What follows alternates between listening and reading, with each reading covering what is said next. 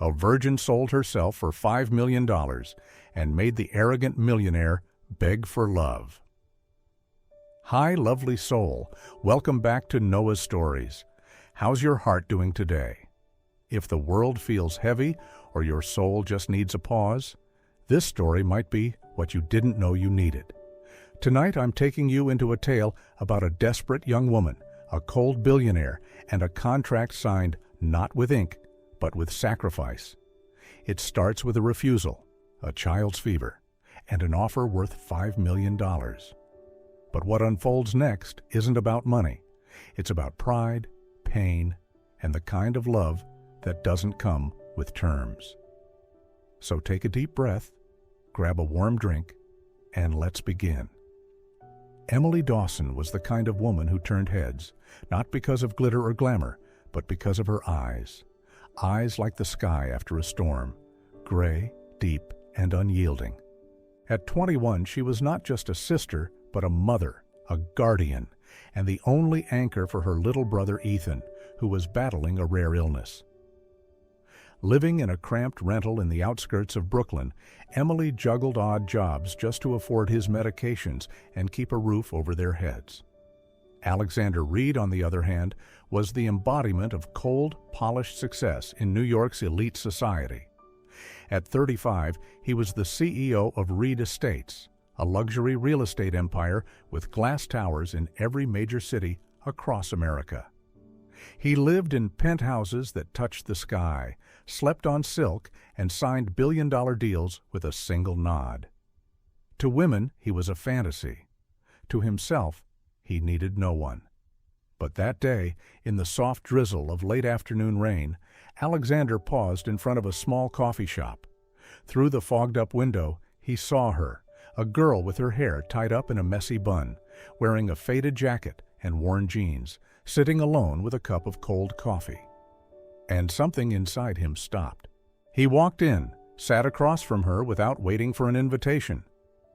"I'd like to buy your time," he said, as if everything in life came with a price tag. Emily looked up. Her eyes didn't tremble, didn't beg, only contempt lived in them. "I'm not for sale," she said, and those 4 words silenced him in a way no one ever had. He smiled, intrigued rather than offended. An afternoon, a dinner, a gift, or maybe the night if you wish. She chuckled, dry, almost bitter. "No thanks, I prefer freedom over your money." Alexander watched her walk away, leaving behind an empty chair and an unfamiliar sting in his chest.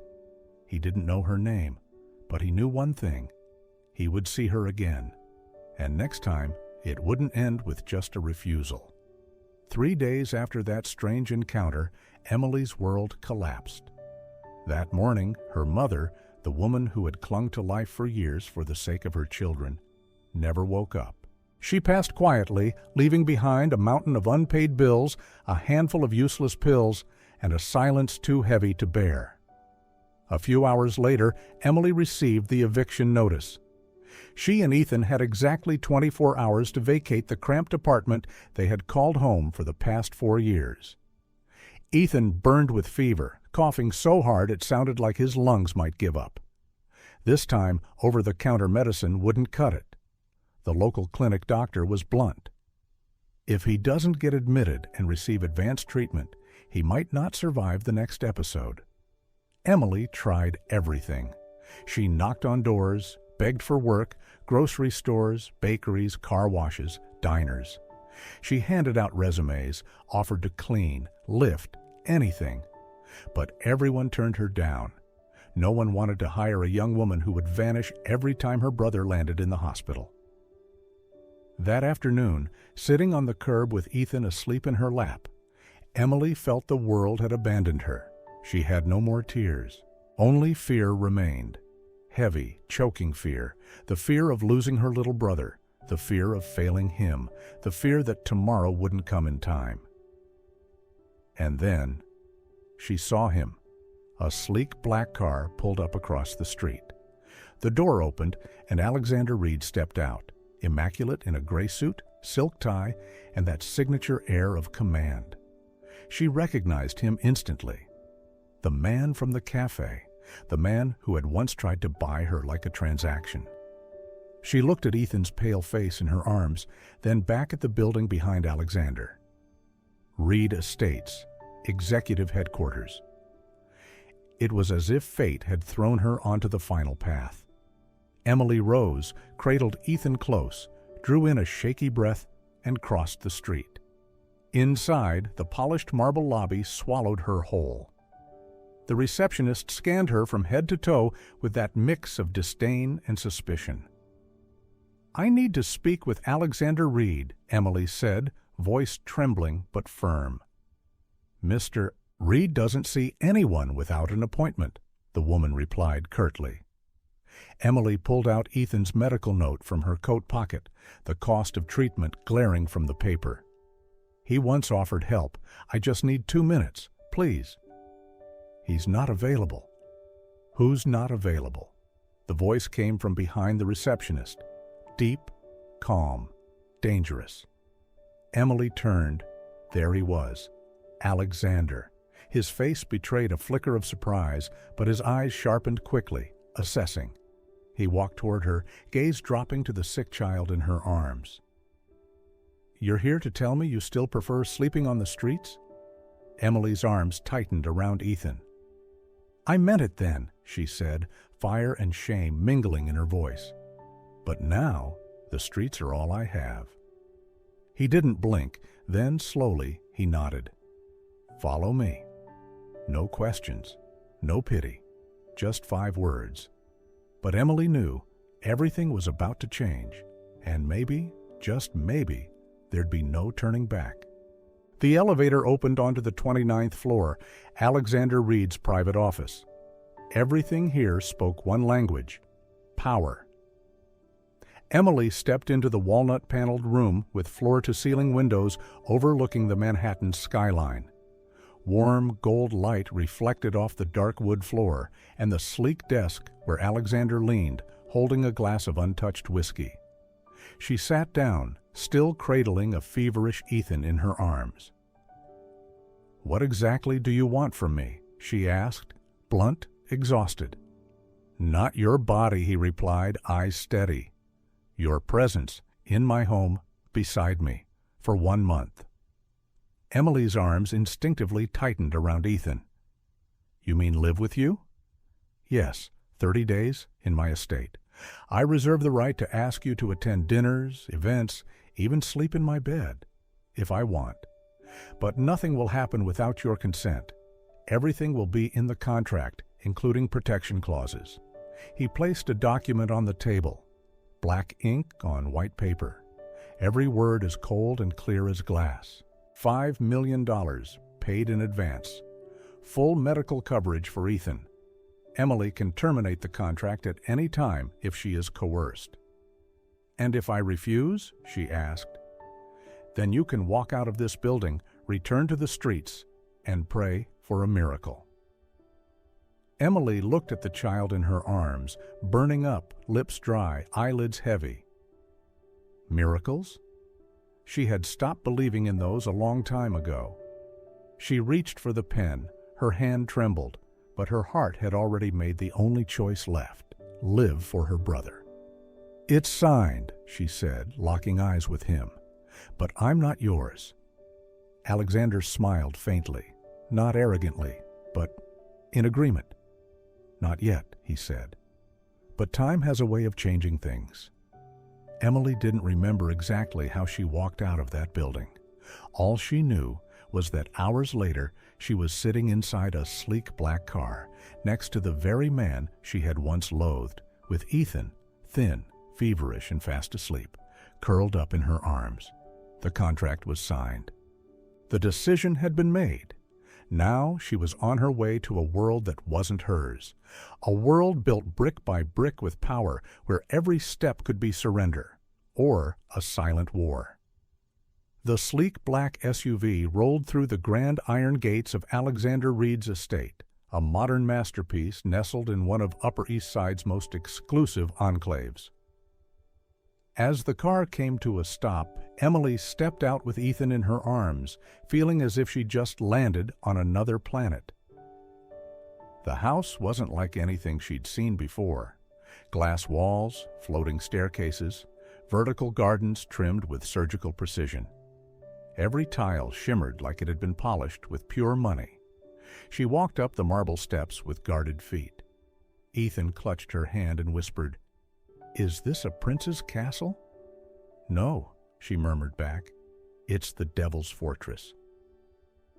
Alexander was waiting at the door, not a wrinkle in sight, his eyes scanning her like a contract. "Welcome to our home for the next 30 days, he said with a half-smile.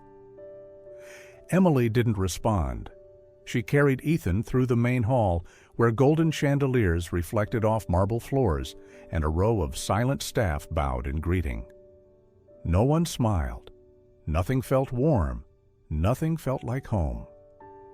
Alexander led them upstairs and opened the door to her room, a space 10 times the size of their old apartment, with a king-sized bed, a private bathroom, and a balcony overlooking Central Park.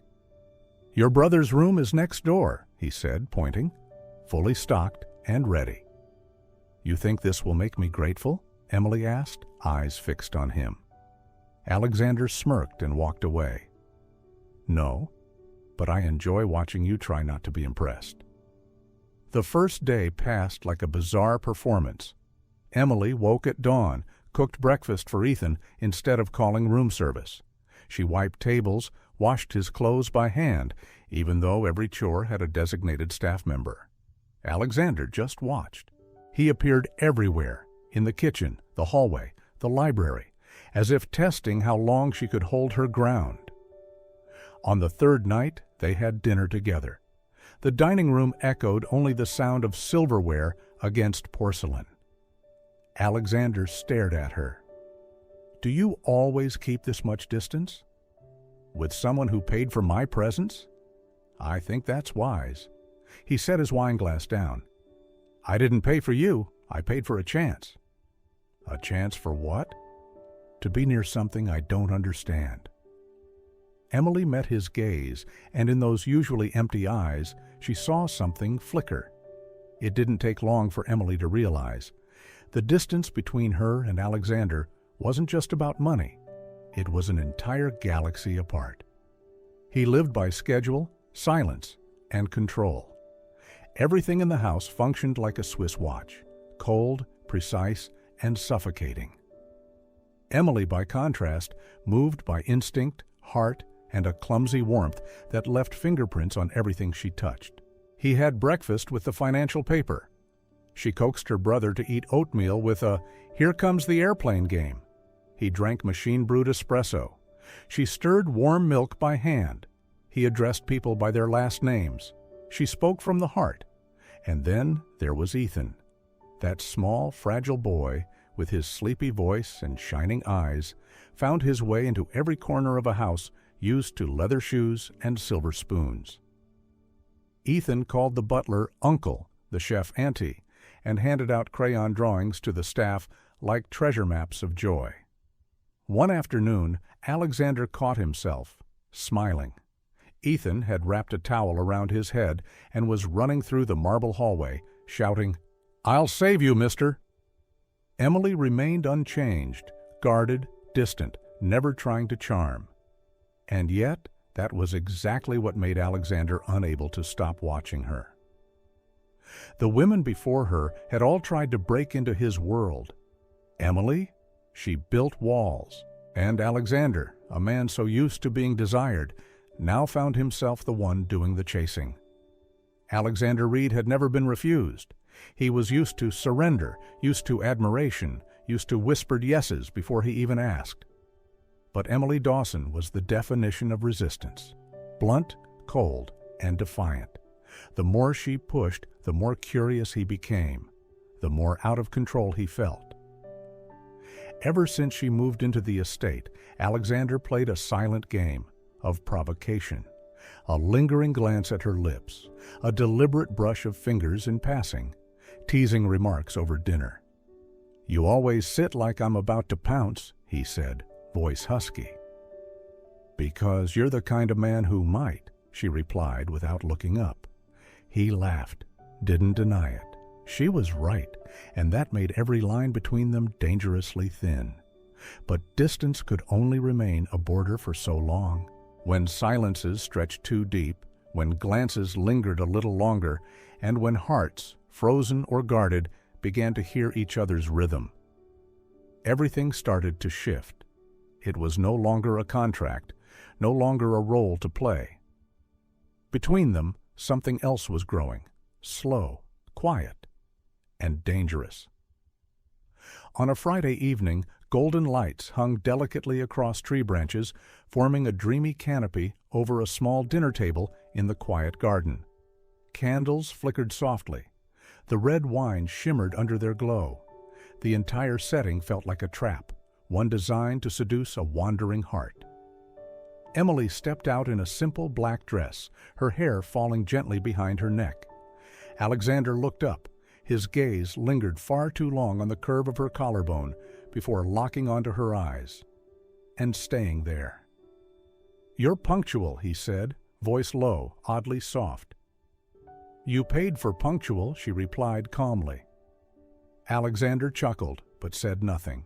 He pulled out her chair, poured the wine, then sat opposite her. Somewhere in the distance, a violin began to play, a private musician hidden in the dark, just as he'd arranged. Dinner passed in silence. Not cold silence, but the kind thick with unspoken things. Each glance they shared stretched something invisible between them. When the last course was cleared, Alexander stood and offered his hand. "Dance with me." Emily stared at that hand for a long moment. She wasn't used to his gentleness. She wasn't used to her own heart pounding this way. But something, unseen, unspoken, urged her to place her hand in his. They moved to the open space beneath the lights. The slow music wrapped around them. Alexander's hand found her waist, gently. Emily looked into his eyes, eyes that weren't just confident, but wounded, hungry for something they didn't dare ask for. "You're not what I expected," she whispered. Alexander leaned down, his breath brushing her cheek. "And you're far more than I bargained for." She felt his breath on her lips. The distance between them thinned to a breath, and he tilted his head, slowly, closing in. But Emily turned away. "No," she whispered. "Don't." Alexander froze. His hand briefly tightened, then released. Silence fell. His face hardened, like a mask snapped back into place. "We have a contract," he said flatly, not meeting her eyes. "That contract doesn't include falling in love," she replied. He left the garden without another word. No goodbye, no glance back. Just the fading echo of footsteps and a candle burning out behind her. The next morning, as Emily fed Ethan breakfast, Alexander entered the room, sharp suit, emotionless voice. "Bring Rachel to my room at 10 p.m. Red dress, you know where it is." "Excuse me?" Her voice cracked. He didn't look at her. "Don't be late. I don't repeat myself." Then he walked away, leaving her heart to break in silence. Not because he was cold, but because he knew exactly how to hurt her. At 10 sharp, Rachel arrived, blonde, stunning, dressed to conquer. Emily led her up the stairs, every step like glass. She knocked on the door. Alexander opened, never looked at Emily, never nodded. He pulled Rachel inside and closed the door. Emily stood still, took a deep breath, then turned and ran. In her room, she collapsed to the floor, clutching a pillow to her chest. The tears wouldn't stop. "Stupid," she whispered. "Why does it hurt like this? You don't love him." But she knew. She'd been lying to herself for days. She loved him, slowly, painfully, irreversibly. Since that night, Emily had barely spoken to Alexander. She fulfilled her role, took Ethan to school, to his doctor's appointments, answered briefly when spoken to, but her eyes no longer looked at him. Alexander noticed, and strangely, he felt hollow. Not because Emily was distant, but because, for the first time, he realized he wasn't in control. She was no longer just a contract. She had become a silence he couldn't stand. One morning, as Emily fumbled with Ethan's shoelaces, Alexander suddenly knelt down to help. Ethan looked up. "You know how to tie shoes?" Alexander paused, then smiled. "I'm learning." That afternoon, as Emily gathered their things to head to the hospital, Alexander unexpectedly offered to come along. She eyed him warily. "Don't you have meetings?" "The most important meeting today is finding out what Ethan's getting injected with," he said, stepping into the car. At the clinic, he sat on a hard plastic chair for 3 hours without complaint. He brought Emily water, read to Ethan, and even signed some insurance forms on her behalf. When Ethan fell asleep on Emily's lap, she glanced at Alexander. He said nothing, just pulled off his coat and gently laid it over the boy. His eyes, softer, quieter, not cold anymore. Then came Ethan's birthday. Emily expected nothing more than a small cake and a quiet night. But when she came downstairs, everything had changed. The entire estate was decorated with blue balloons, Ethan's favorite color. A shiny toy car stood in the center of the room. The birthday cake had a superhero design Ethan had drawn months ago. Alexander stood nearby, wearing a simple shirt, holding a large box. When Ethan ran over, he crouched to eye level and handed him an envelope. "What's this?" Ethan asked. "Your future," Alexander said. "A full scholarship, all the way through college, anywhere you choose." Emily froze. No one spoke. Only her eyes, red, raw, looked at him not with anger, not with coldness, but with gratitude, and something deeper, truer. That night, after Ethan had gone to sleep, Emily stepped onto the balcony where Alexander stood quietly. "Why are you doing all this?" she asked, not angry, not guarded, just curious. Alexander turned to her. His voice carried no armor. "Because for the first time in my life, I don't want someone to walk away." She said nothing, just stood beside him in silence. The distance between them still existed, but for the first time, neither of them tried to keep it there. The last day of the contract arrived like a silent heartbreak. Time had passed faster than Emily expected. 30 days, which once felt endless, were now slipping away hour by hour. All day, Alexander said very little. He simply watched her pack, watched her play with Ethan, watched her tuck a small teddy bear into the suitcase like she was folding up a dream. When the sun began to set, he knocked on her door. "Would you have dinner with me? One last time," he asked, his voice no longer a command, just a request. The garden was lit just like the first night they danced, but this time there was no music, no elaborate table. Just a blanket on the grass, 2 glasses of wine, and a simple plate of pasta. The same kind Ethan once said, tastes better when Emily makes it. Emily stepped out in a soft white dress, her hair loose around her shoulders. Alexander was already waiting, silent, offering his hand. She didn't refuse. They sat, ate in silence. Everything was simple, but the air, thick. So thick that every heartbeat echoed between them. "Have you ever wondered," Emily asked, "if we would have met without the contract?" Alexander replied, "I think I met you before. I just wasn't human enough to recognize it." A long silence. Then he reached out, gently touched her hand. "You can stay," he said, eyes locked on hers. "Not for money, not for duty, just because you want to." Emily looked at him. Her heart pounded. The night sky felt closer than ever. And when his lips met hers, this time not hesitant, not cautious, she kissed him back fiercely, like all the longing that had been trapped inside her had finally broken free. The kiss deepened, grew urgent. Alexander pulled her closer, hands memorizing her shape. Their breaths tangled, heartbeats collided like 2 lost souls finally finding something real. But just then, Emily pulled away. She stepped back, eyes unsure. "No," she whispered. "I can't. Not like this." Alexander froze, confused.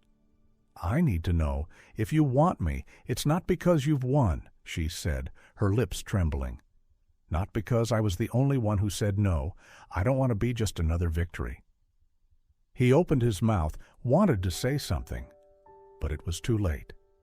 Emily had turned, running down the corridor, leaving him standing alone beneath the soft golden lights, another woman walking away from his arms. But this time, she was taking his heart with her. The next morning, when Alexander entered the living room, everything was gone. No suitcases, no teddy bear, no warm scent from the kitchen. On the table lay the contract envelope, folded neatly. Nothing else. No note, no goodbye. Emily had left, taking with her the new house he'd bought for her and Ethan, the money that marked 30 days, but also the one thing Alexander could never buy. Her heart, the house after Emily left, was no longer a home. It returned to what it had always been: cold marble, glass, steel, no laughter, no little footsteps, no scent of breakfast in the air. Only silence, sharp and echoing. Alexander still went to work, still sat in million-dollar meetings, still signed contracts that would shift markets. But somehow, none of it mattered anymore. His signature lost its strength. His eyes drifted during presentations. Even the flirtations from glamorous businesswomen felt dull and meaningless. One evening, when his assistant asked if he'd attend the annual charity gala, an event where he'd always been the star, Alexander simply shook his head. "I have nothing left to showcase." He began changing his routine. No more luxury gyms. Instead, morning walks, slow, quiet. Then one afternoon, Alexander stopped by a park near his estate. There, he saw something simple: a woman sitting on a bench, holding her little boy. They were laughing over a melting ice cream cone. He froze, and something strange happened. His eyes stung, his throat tightened.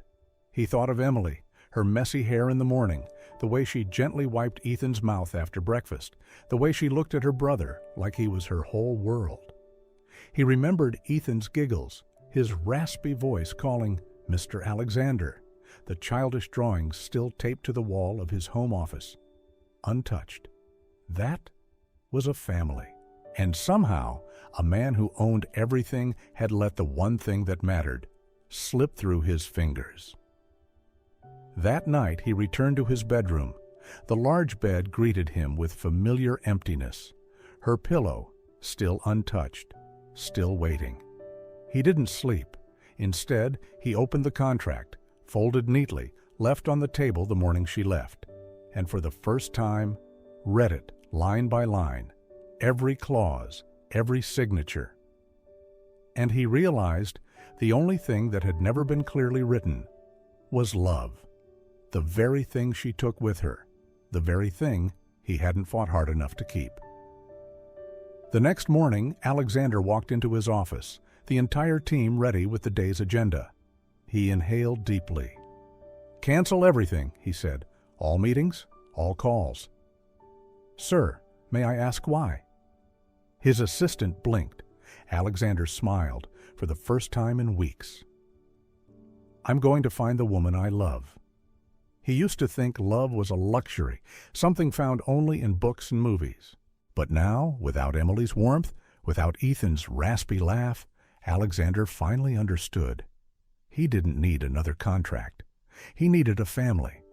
And if he didn't move now, he'd lose the most important thing a second time. So he turned the car around, toward the woman he had once let go. It had just rained when Alexander stepped out of the familiar black car, holding a small bouquet of flowers, standing before the white gate of a tiny house. He had searched everywhere, from Ethan's old school to the hospital, even the little bookstore Emily used to visit. And when he finally found this address, his heart pounded like it had never known love before. He didn't come alone. Beside him stood an older man in a white shirt, holding a worn leather briefcase, a retired judge, ready to sign the marriage certificate the moment Emily said yes. Alexander took a deep breath and rang the bell. The door opened. Emily stood there, hair tied up, a dish towel still in her hand, no makeup on. And yet to him she had never looked more beautiful. She froze. "Alexander?" He said nothing at first.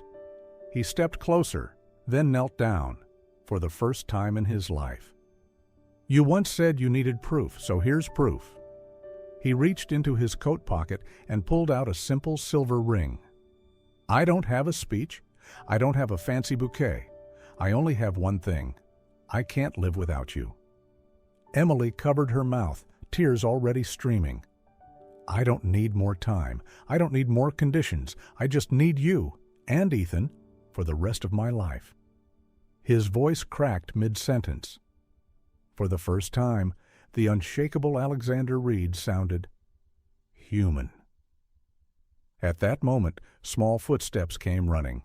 Ethan appeared, throwing his arms around Alexander. "You're like almost a dad now." Alexander laughed, his eyes glassy. He knelt to hug Ethan.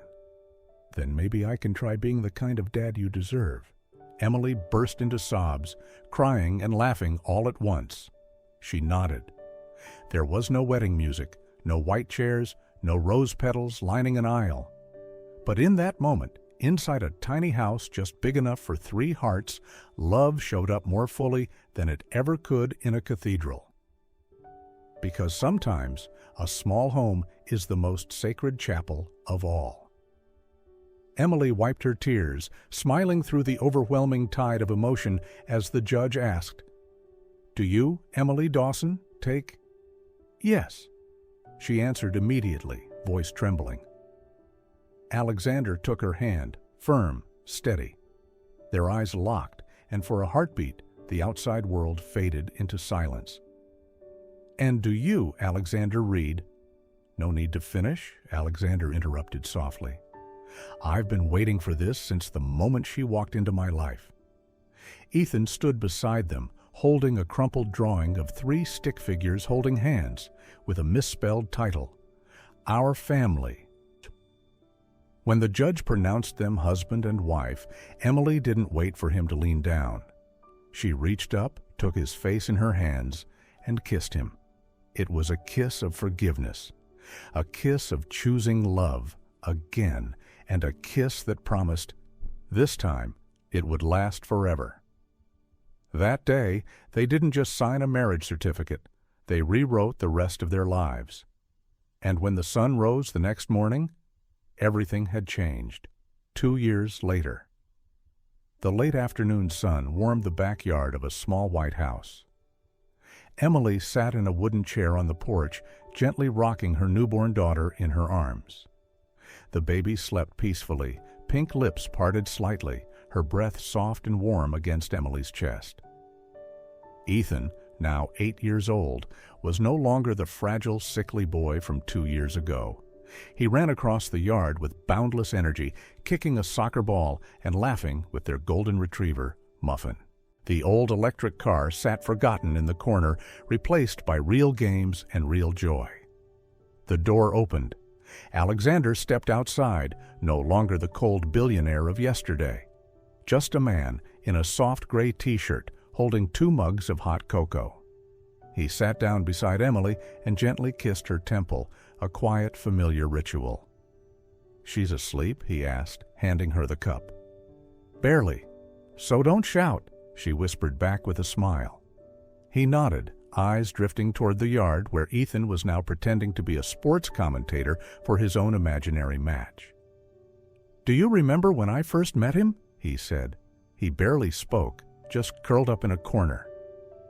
"And now he screams like a football star," Emily laughed. "Thank you for helping me keep my family whole." Alexander turned to her, took her hand. His face grew serious, his voice low. "I used to think love had no price." She looked at him, waiting. "But I paid for it, with pride, with control, with a lifetime of loneliness." He leaned down, pressed a kiss to the back of her hand, and whispered, "And I'd pay it all again, just to see you smile like that one more time." Emily said nothing, but by resting her head on his shoulder, she answered everything. She stayed, not because she had to, but because finally she wanted to. A place filled with children's laughter, with morning kisses and nighttime glances, and most of all, with love freely given.